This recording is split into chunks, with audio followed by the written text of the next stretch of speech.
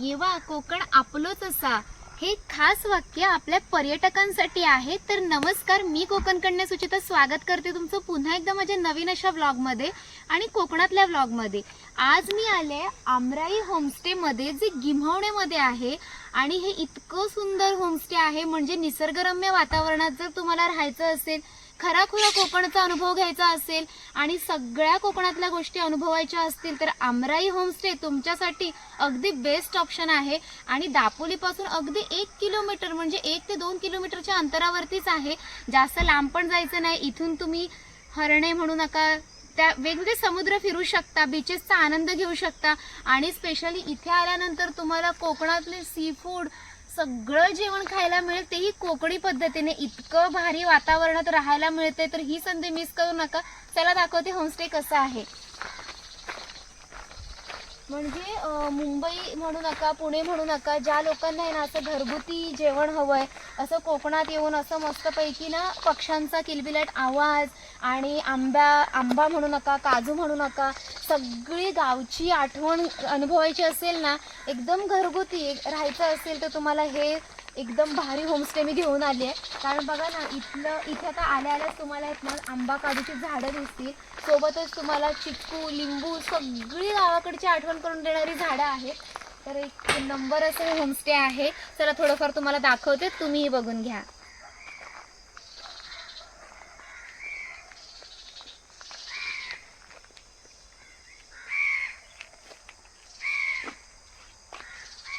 तुम्हाला मी आता ना इथल्या आमराईमध्ये घेऊन जाणार आहे। नावाप्रमाणेच आमराई आहे, दाखवते।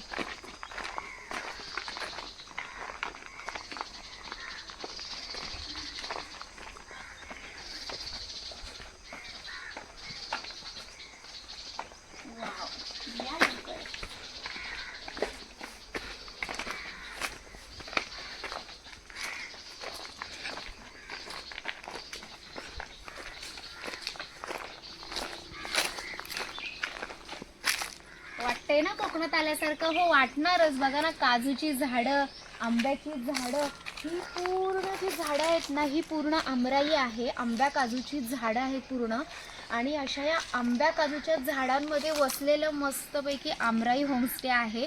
म्हणजे तुम्हाला इथे बसून तुम्ही पूर्ण कोकणाचा अनुभव घेऊ शकता। दाखवतो तुम्हाला मी। बघा किती जुनी जुनी आंब्याची झाडं आहेत। तुम्ही जर राहायला येताय मस्तपैकी, तुम्हाला इथे बसून आहे ना, तुम्हाला काही करायचं असेल, म्हणजे घरगुती जेवणसुद्धा करायचं असेल, तुम्ही इथे बसून जेवण करू शकता, खाऊ शकता, रिलॅक्स वाटेल तुम्हाला असं निसर्गाच्या वातावरणात राहिल्यासारखं। म्हणजे किती आपण बाहेर असल्यानंतर मुंबई पुण्यासारख्या वातावरणात असतो किंवा बाहेर कुठेही असतो, दगदगीचं जीवन असतं, त्यातून काहीतरी आपल्याला रिलॅक्स वाटलं पाहिजे, असं कोकणात आल्याचा आनंद मिळाला पाहिजे ना।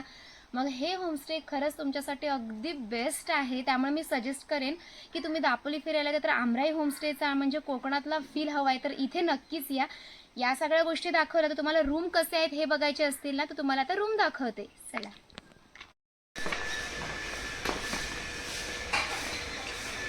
वाव, वातावरण बघताय ना किती छान आहे। आता आपण इथल्या रूम्स पाहणार आहोत, चला दाखवते।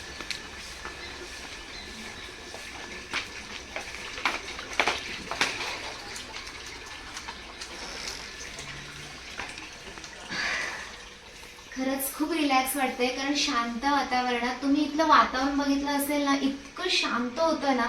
शांत वातावरणात राहायला देखील सगळ्यांना खूप जास्त आवडतं। तर या आहेत इथल्या रूम्स, आणि प्रत्येक रूम्स प्रमाणे इथे तुम्हाला AC, TV, एकदम क्लीन वॉशरूम, हायजेनिक रूम, सगळ्या गोष्टी तुम्हाला इथे मिळणार आहेत ना भारी? आता चला ॲम्युनिटीज बघून घ्या। जसं की बोलली, TV, AC आणि वॉशरूम दाखवते।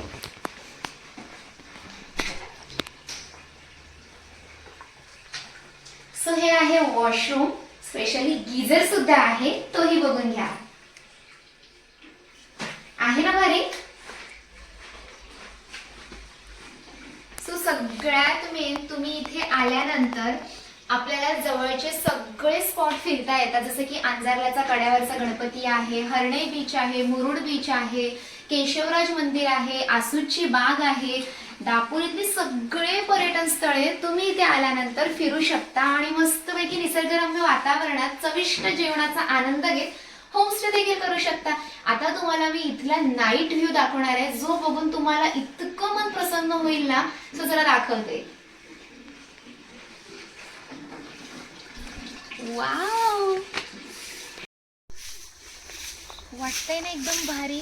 इथला नाईट व्ह्यू बघितल्यानंतर तुमचं इथे यायचं मन 100% होणार, कारण अशा अमराईमध्ये राहायला कुणाला आवडणार नाही, तुम्हाला आवडणारच. कारण दगदगीचं जीवन असतं आणि या दगदगीच्या जीवनामध्ये कुठेतरी रिलॅक्स व्हावं हे प्रत्येकालाच वाटतं. त्यासाठी तुम्हाला हे खूप अफोर्डेबल रेंजमध्ये आहे आणि खूप जवळसुद्धा आहे. दापोलीपासून अगदी 2 ते 3 किलोमीटरच्या डिस्टन्सवरतीच आहे आणि इथून तुम्हाला वेगवेगळी पर्यटन स्थळं दापोलीतली फिरता देखील येतात. सोबतच तुम्हाला कोकणी सी फूड, कोकणी मस्त जेवण जेवता येतं. एवढं सगळं भारी आपल्या इथे असल्या कारणाने तुम्ही नक्कीच इथे व्हिजिट करा. अमराई होमस्टे तुम्हाला डिटेल्स सर्व काही देत आहे, नंबरसुद्धा देत आहे. सो अमराई होमस्टेला नक्की व्हिजिट करा. भेटूया पुढच्या ब्लॉगमध्ये. तोपर्यंत धन्यवाद, बाय बाय.